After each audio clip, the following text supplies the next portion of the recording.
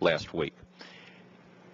Mr. Levin, Mr. Wilkerson, do either of you know of any administration that has so consistently found itself at odds with courts and mainstream opinion regarding the scope of its power? Ms. Wilkerson, does any come to mind? Well, there have been a few.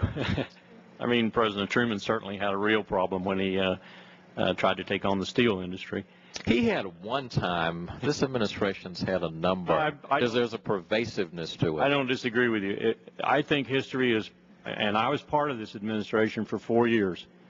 I think is probably going to judge this one of the most inept administrations in American history. Mr. Levin, would you speak to that? You are a knowledgeable, trained constitutional scholar. Do you know of any administration that has so consistently advanced positions that are at odds with mainstream legal and judicial opinion regarding the scope of its power?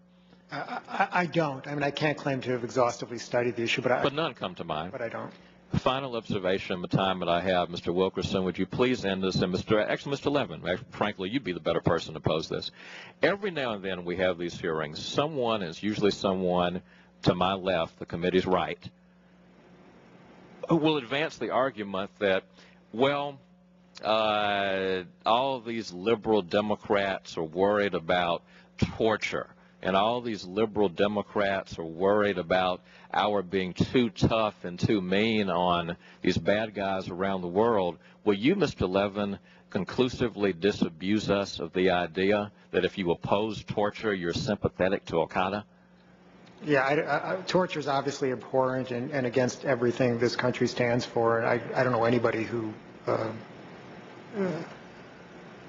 supports torture or in the government who... Mr. Wilkerson, will you, as my time runs out, just speak to that idea and disabuse us once and for all of the